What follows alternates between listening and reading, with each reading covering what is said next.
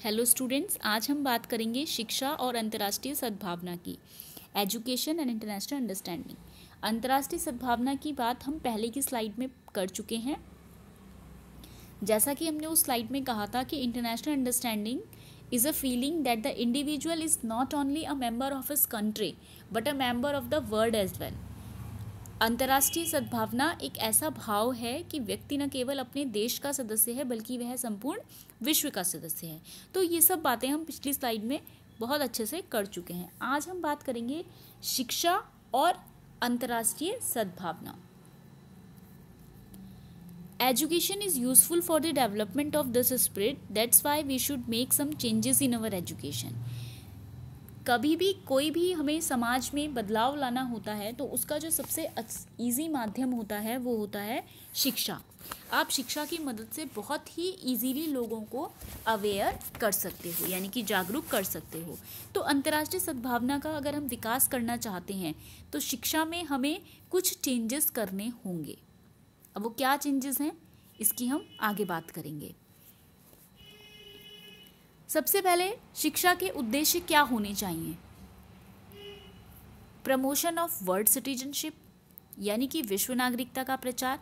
जैसा कि हमने पहले भी कहा कि अंतर्राष्ट्रीय सद्भावना ऐसा भाव है जो ये कहता है कि हम किसी एक देश के नागरिक नहीं हैं बल्कि विश्व के नागरिक हैं। तो इसीलिए शिक्षा इस प्रकार होनी चाहिए कि उसका मेन उद्देश्य क्या होना चाहिए, विश्व नागरिकता का प्रचार करना। Second is promotion of world peace, विश्व शांति का प्रचार। एक राष्ट्र को दूसरे राष्ट्र के साथ मैत्रीपूर्ण व्यवहार रखना चाहिए। जैसा हमने पिछली स्लाइड में भी पढ़ा था कि अंतर्राष्ट्रीय सद्भावना विश्व के लोगों को एक अच्छे पड़ोसी के रूप में एक दूसरे के साथ शांति से रहने के लिए प्रेरित करती है। International understanding inspire the people of world to live together in peace with one another as a good neighbour and to develop friendly relations among nation. तो जब मैत्रीपूर्ण व्यवहार होगा तो विश्व शांति अपने आप ही राष्ट्रों के मध्य आ जाएगी। Third is promotion of construction rather than a destructive feeling. विनाशकारी भावना की बजाय हमें निर्माणकारी सोच को बढ़ावा देना होगा। निर्माणकारी सोच मतलब जिससे मानव का कल्याण हो, विश्व में मानव का कल्याण हो। तो हम डिस्ट्रक्टिव यानी कि युद्ध और ये सब चीज़ों के बारे में ना सोच करके आगे बढ़ने वाले व्यापार जिनसे सबको फ़ायदा होगा, इस तरीके की मानव कल्याण की चीज़ों पर फोकस करें। Fourth is developing the students faith, छात्रों में विश्वास विकसित करना। विश्वास किसके लिए, एक दूसरे के राष्ट्रों के आदर करने के लिए। जब एक देश दूसरे देश पर विश्वास रखेगा तभी जो अंतर्राष्ट्रीय सद्भावना है वो अच्छी तरीके से विकसित हो पाएगी। Moving on the next slide. This slide is about curriculum, यानी कि पाठ्यक्रम। करिकुलम कैसा होना चाहिए। करिकुलम ब्रॉड होना चाहिए, यानी कि विस्तृत करिकुलम होना चाहिए, क्योंकि आप विश्व नागरिकता की बात कर रहे हो तो करिकुलम बहुत ही विस्तृत होना चाहिए। Some topics like history, geography and social subjects related to country and abroad should also be added to the curriculum of the student so that student can keep knowledge about all the countries। यानी कि जैसे कुछ विषय होते हैं इतिहास, geography और SST यानी कि सामाजिक विज्ञान, इन सब चीज़ों में देश विदेश के कंटेंट भी शामिल होने चाहिए ताकि विद्यार्थी को अपने देश के ज्ञान के साथ साथ दूसरे देशों का भी ज्ञान प्राप्त हो। तो इसमें फर्स्ट पॉइंट है to gain knowledge about the world we live in. हम जिस संसार में रहते हैं, जिस विश्व में रहते हैं, हमें उसके बारे में ज्ञान होना चाहिए। इसीलिए हमने पहले कहा कि जो देश विदेश के टॉपिक्स हैं उनको भी इतिहास और सामाजिक में हिस्ट्री एंड सोशियोलॉजी में ऐड करना चाहिए। Second is to learn how to promote a better understanding of the interdependence of the world.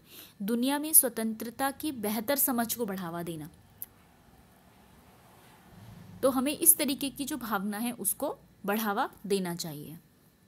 Third is to inculcate respect for all major religion of the world. दुनिया के सभी धर्मों को सम्मान बढ़ाने के लिए, क्योंकि हम कह रहे हैं कि हम विश्व नागरिक बनेंगे, आपसी समझ एक दूसरे राष्ट्र के प्रति होगी, सभी प्यार से रहेंगे, दया सिंपैथी की भावना के साथ रहेंगे। तो इसमें क्या होगा, हम एक दूसरे के जब राष्ट्रों को आदर देंगे, सम्मान देंगे, तो उसमें हमें एक दूसरे के धर्मों को भी अपनाना होगा।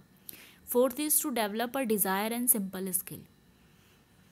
कौशल के विकास भी विद्यार्थियों के अंदर होना चाहिए। Knowledge of various culture of the world. दुनिया की विभिन्न संस्कृतियों का ज्ञान होना चाहिए। हम केवल नैरो माइंडेड होकर के केवल अपनी संस्कृति को उत्तम न माने, बल्कि सारे संस्कृतियों का ज्ञान हमें होना चाहिए। कुछ विषय हैं जो होने चाहिए अंतर्राष्ट्रीय सद्भावना के लिए। साहित्य यानी कि literature, art, language, science, history, economics, philosophy and mathematics, ये सारे विषय जो हैं इंक्लूड होने चाहिए। को करिकुलर एक्टिविटीज़ यानी कि पाठ्य सहगामी क्रियाएं। सेलिब्रेटिंग बर्थ एनिवर्सरीज, जयंतियां मनानी चाहिए। सेलिब्रिटीज इंटरनेशनल वीक, अंतर्राष्ट्रीय सप्ताह मनाने चाहिए। इंटरनेशनल गेम्स, अंतर्राष्ट्रीय खेलों का आयोजन होते रहना चाहिए, या हमें देखने को मिलने चाहिए गेम्स अगर कहीं और हो रहे हैं तो।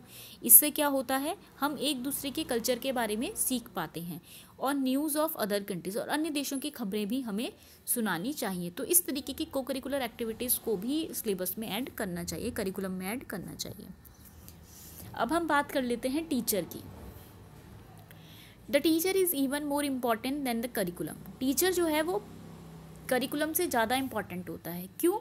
क्योंकि करिकुलम को हम तक पहुंचाना और करिकुलम को कंप्लीट करवाना, ये सारी रिस्पॉन्सिबिलिटी किसकी होती है? टीचर की।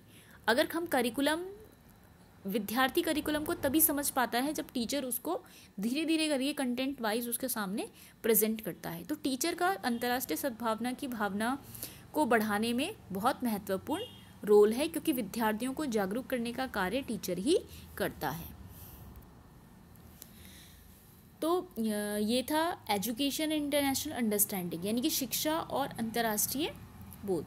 इसमें और भी बहुत सारी चीज़ें आप लिख सकते हैं, जैसे कि शिक्षण विधियों की अगर हम बात करें, टीचिंग मेथड्स की अगर हम बात करें, तो learning by doing, learning by experience, cooperation, इस तरीके की जो विधियां हैं उनको हम इसमें सम्मिलित कर सकते हैं। अगर हम टेक्स्ट बुक में कुछ सुधार लाना चाहते हैं, पाठ्य पुस्तकों में कुछ सुधार लाना चाहते हैं, तो हम ये कह सकते हैं कि उस कंटेंट को हमें बिल्कुल टेक्स्ट बुक से हटा देना चाहिए, बुक से हटा देना चाहिए, जो कि संकीर्ण मानसिकता उत्पन्न करते हैं।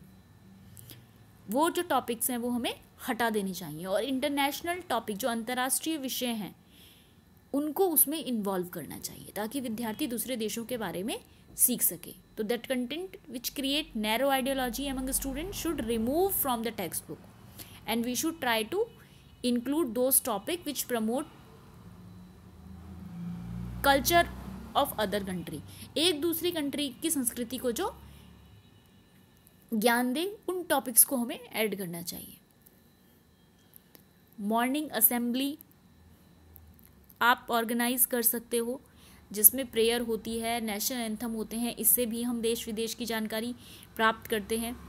बहुत सारे अंतर्राष्ट्रीय दिवस हैं, इंटरनेशनल डेज हैं, जिनको हम सेलिब्रेट कर सकते हैं अपनी को करिकुलर एक्टिविटीज़ में, जो हम पहले भी कह चुके हैं। अंतर्राष्ट्रीय नेताओं के आप भाषण सुना सकते हैं अपने स्कूल में। स्पीच ऑफ इंटरनेशनल लीडर्स आप सुना सकते हैं। रेडियो और टेलीविज़न पर आप इंटरनेशनल प्रोग्राम्स जो हैं वो विद्यार्थियों के सामने संचालित कर सकते हो। International program should also be conducted for students on radio and television. This should also be a part of their school education. इनको भी हमें स्कूल एजुकेशन का पार्ट बनाना चाहिए। इसके साथ साथ आप फॉरेन टूर ले जा सकते हो, विद्यार्थियों को विदेश भ्रमण के लिए ले जा सकते हो, ताकि student should also be given opportunity to travel abroad in education, so that the student can understand each other's culture.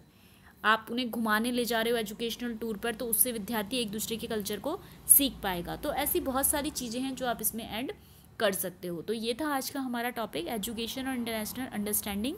I hope आप लोगों को ये टॉपिक समझ में आया होगा। Thanks for watching.